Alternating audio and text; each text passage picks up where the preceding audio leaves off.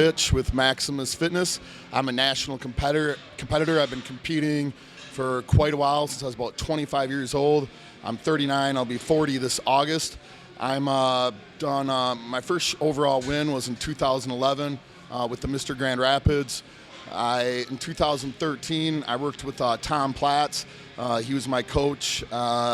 We did the Central States, took first place to the North Americans, took 8th place. And most recently, I've been working with George Farah. With George Farah, we last year, we won the overall at the Western Michigan, and I'm getting ready for the North Americans in 15 weeks, September 1st. We're just starting pre-contest right now, just getting going. Right now, we trained at Maximus Fitness. This is a very hardcore gym. We cater to bodybuilders. This gym, our rule here is you do whatever you have to do to get big, whatever it takes to do your best. We just don't break stuff. Don't if you break stuff, I guess you're gonna have to pay for it. But other than that, we basically have no rules, and everybody's welcome. Everybody, but we do cater to bodybuilders here at Maximus Fitness, and I believe we have some of the best bodybuilders in the state. Sitting next to me here is Rohan Duncan. He's one of my guys. I have quite a few people that I coach myself. We have a team called Team Maximus, and our guys typically place top 3 at the local shows. Rohan's getting ready for the Junior Nationals. It's coming up 4 weeks from Saturday, and I think he's going to do well. He's bringing one of his best packages. Just depends what weight class, and I believe he will peak well. So we've been working on some different areas, but I'll let Rohan here introduce himself and talk a little bit. Thanks, Coach. My name's Rohan Duncan. Started competitive bodybuilding a little over 2 years ago now. First show I did was the Grand Rapids, 2014, where I won the novice overall, light heavyweight, and then I placed second in the open class, my very first show. Last 2 shows I did was the Central and Western Michigan, 2015. Central States, I placed second in the light heavyweight class, behind French. He ended up winning the overall.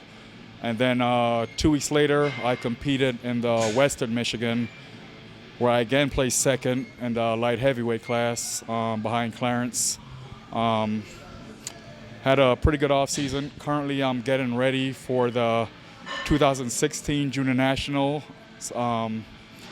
Maybe I'll do the Michigan State Championships in 2 weeks. Not really sure. I kind of got to see how things are going or how things fall in place.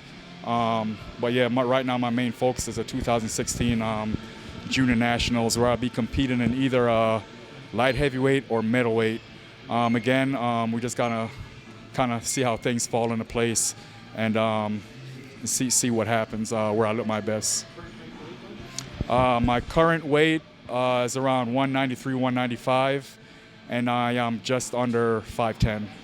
All right, today we trained legs, a big leg day. Typically I'm 4 weeks, potentially 2 weeks out.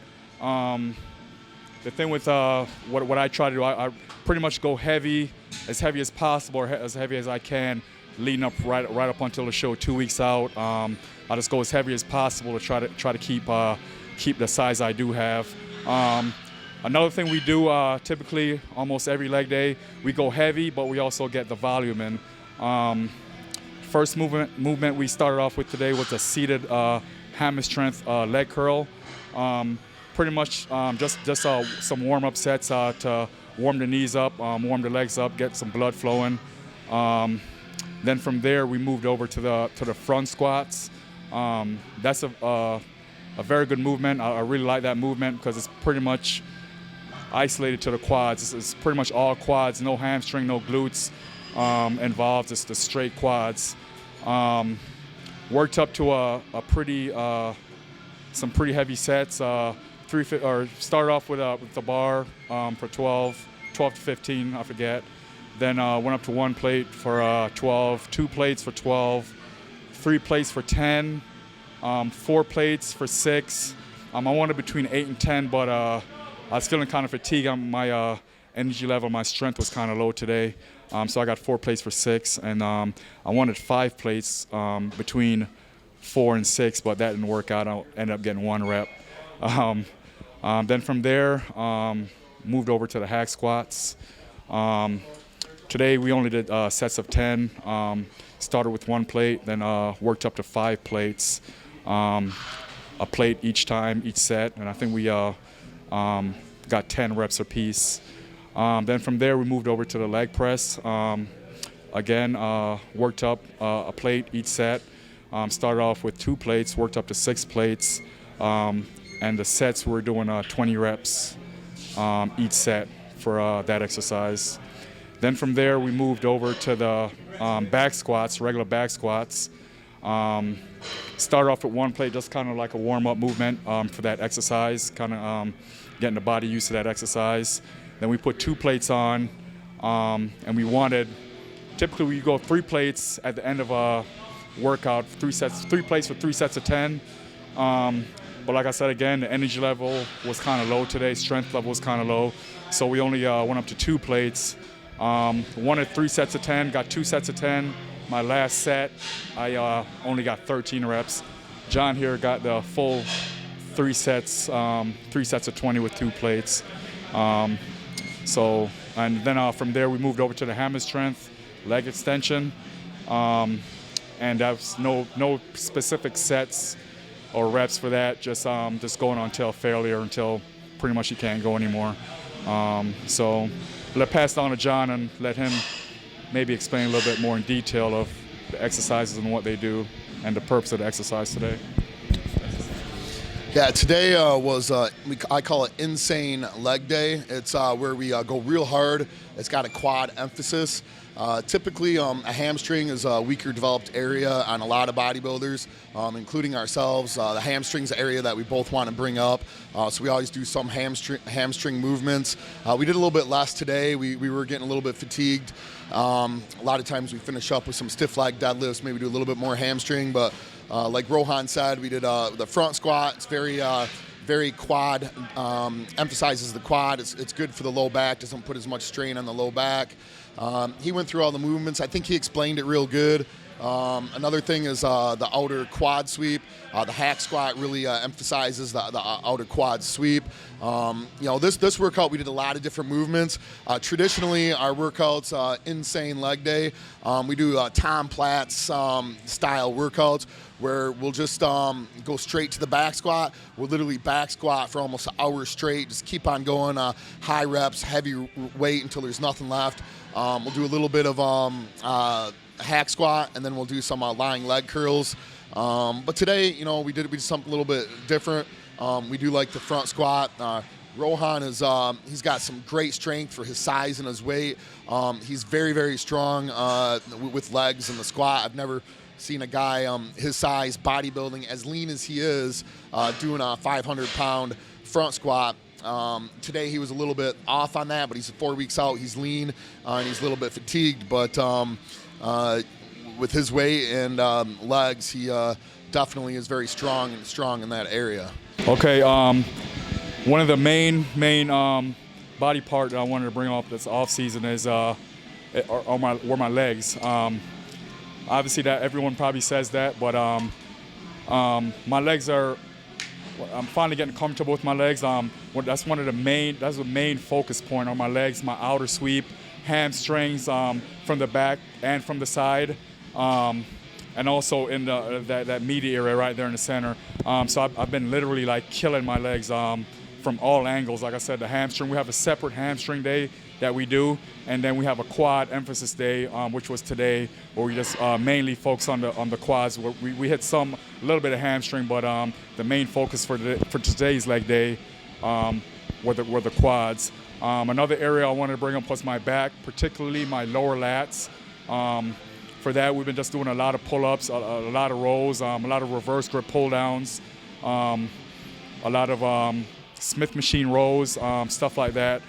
So the two main points were my legs, like overall leg development and overall back development, particularly the lower lat, and that's something I think we definitely brought up this off season.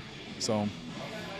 talk a little bit about your diet going into the show, Okay, I'm going to pass it over to John. He's an expert. I'm still a novice when it comes to diet, so I'll let him explain that. Yeah, for nutrition, diet, meal plan, I like to keep it as simple as possible. Rohan's got a very fast metabolism. He responds very, very well. When we start putting him on point, we tried it in the off season. We had him try to eat a lot of food to get him growing, really fuel the muscles, and then we put him into pre-contest. When we switch gears, going from the grow season or off season, I like to call it grow season. We for the pre-contest, he responds very, very quickly. Usually, we have a very balanced diet. Fats, carbs, proteins, and then as we go into pre-contest, we pull back on the fats. We put a little bit of cardio in there. Rohan typically in previous preps barely did any cardio, maybe 2 cardio sessions a week. This prep we're having him do more cardio.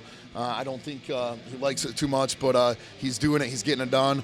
But it shows that little bit of cardio and keeping the food high. More recently, we have him doing fish, oats, rice, just clean dieting. But he can handle a good amount of carbs. We do have the fats real low, and it's based on how he's looking. Depends on what we do with the food. I do a 9-point caliper check on him every single week. I meet with him once a week, and then I have him pose. I have him go through the poses, and I'll make sure he doesn't get too depleted. You have to go to that point. Everybody's got to, for the true champion, you do have to suffer a little bit, but it's going to that hard place where you feel like you're losing muscle, and everybody gets mental, and they're like, man, I don't know about this. And when you go to that place, and then you take your shirt off, you look at yourself, it's not as bad as what you think. But then we start to fuel the athlete back up, give him more carbs. More recently, Rohan's weight dropped quite a bit. He was looking depleted, but I purposely wanted him to get there. We need to get more detail out on his back. Have the striated glutes and the hamstring. His front side is always peeled, but this prep, his back side is coming in. I see more definition in his back. His glutes are already coming out. 4 weeks out, hamstrings are looking better than ever. And we had to give him a cheat meal. Typically 8 weeks out, I like to pull the cheat meal and give him more carbs. If he's looking flat, we'll give him clean food. I mean, a cheat meal will help slow down the metabolism and slow things down, stop him from going to a metabolic crash or a slide where he starts losing muscle.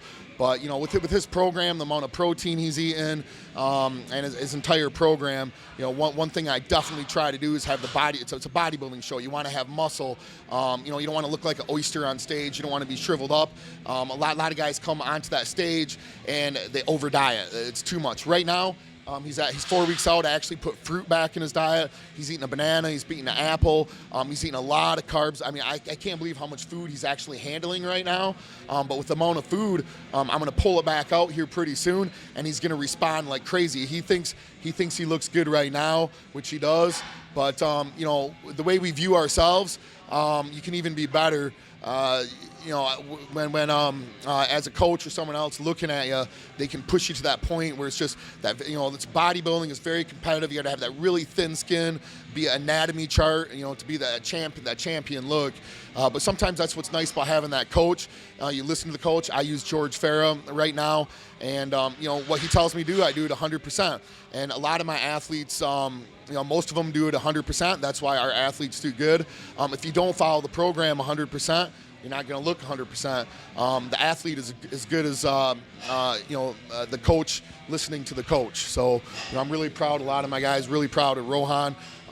He works a lot of hours, doesn't get much sleep, and it's not easy for anybody. But it's our choice, and I think he's doing really good. And right now he's eating a lot of carbs and real low fat. But actually, I think did we put some fat back in your diet or not? I don't think we did. So. Yeah, but right now he's responding really good. I like where he's at, and we're going to pull back. And, peaking for a show is always the most difficult. It's a science. Even the best have problems peaking. You got to be dry, hard, and shredded at the same time. But I think for junior nationals, he may even be a middleweight. It's going to be close. If he's going to be a middleweight, we're not going to sacrifice muscle. He's going to come in the way he's going to come in. But I think there's a chance he's going to be a middleweight. And if he comes in as a middleweight, we're going to load him up. I think he'll be with the top of him at the middleweight class. And even not if he is a light heavyweight, he's going to look sharp and look good no matter what. He's got that small waist, small joints, and he's got a lot of thick muscle on those joints. Just a real good genetics, real good frame, and it's his first national show, and the few shows he's done very well. Anyone you'd like to thank, bud? Yeah, I definitely like to thank John. Being my coach, training partner, mentor, whatever you want to call it. Everyone at Team Maximus, everyone here is real supportive. It's a real good environment to be in, and especially prepping for a show, it's just a good atmosphere. John and Sarah Pitsch are running the gym. Like I said, it's a good place to be. It's a good environment, and it's all about environment, not necessarily the gym, but the environment. Real supportive and everything like that.